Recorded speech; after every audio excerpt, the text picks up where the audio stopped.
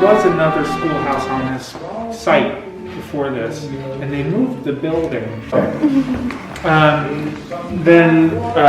Anyway, they moved the building to, I don't know where, some neighboring farm, and it allegedly is still there. Somebody said it was, but I don't know. And then they built this in 1880 or 81, by subscriptions to the families that would use it. And it was 2 rooms, and there was it K through 3 in the back and 4 through 7 in the front, or vice versa. And actually we were put in touch, we haven't talked with her yet, with the last teacher. It was used as a school, we're not really sure. Some people say 1960, some say 1970. But then it was used for at least 10 years by the Boy Scouts. And we actually have a set of, like this big board with the samples of knots they left up. It's sitting upstairs. We also have a bunch of maps that are really fascinating, especially like Asia and Africa, because they're 1948. And so, things say, Burma, British possession. India has not been partitioned. So, yeah, we have pictures too.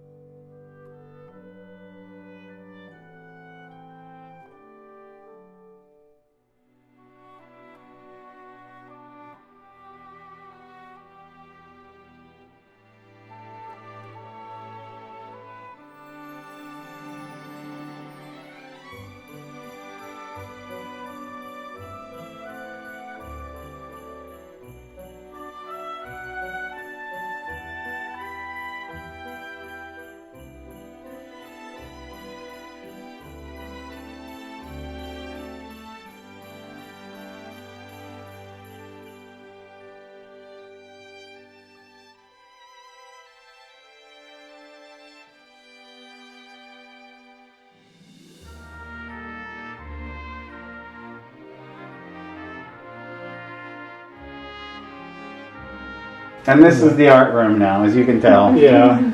This is the office and art room. So yeah, great lighting here also. This is west, and get the sunset there. It's a perfect place to sit and do a little work. This is also the cat's room.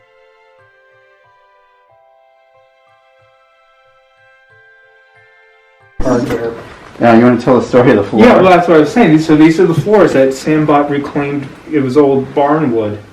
And Laura said it took him like 1.5 years to sand and plane them. Because I was saying, it's amazing we've got this original floor. She said, there's not original. Just up here. Yeah, she said, there was no floor up there. It's so saying, I mean, that's like some kind of dedication. Yeah. But, yeah. Yeah, I mean, they're gorgeous, obviously. They look like they've been here forever. Yeah, I thought wouldn't you think they were original? I mean, they are a lot wider than the ones downstairs. So this would not typically, I guess, have been a floorboard in a house in the late 19th century or any kind of...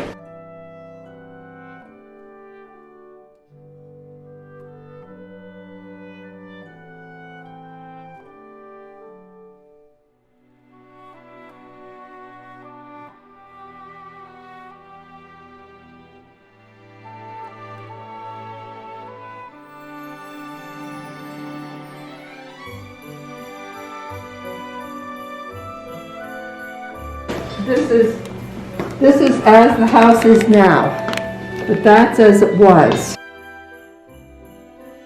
When you come in, you've got to understand that this is a center wall. So how did they do this structurally? I mean, so when you tear into anything, you find steel beams. And the lumber actually came down, doesn't matter, but 1926, 27 actually came down by train. We know that because Hankins, old man Hankins, said that. So you come in and say, all right. There was no front door. That was, the doors were on the side. Okay. All right, so when you come in, say, okay, so So what? Well, why this house was built by a very successful oysterman.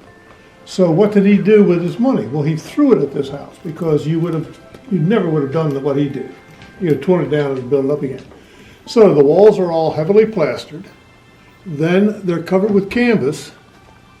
And then all of the molding is put on there. Now, Helen and I didn't think too much of the building. Okay, it's here, we like it, it's nice. Until we had some work done 15, 20 years ago. And longer than that, 25 years ago. A workman just. And a real craftsman. Yeah. And he just couldn't stop talking about the fact that all this molding is all proportioned. Oh, that looked nice to me. I didn't really think about it, but it is all highly proportioned.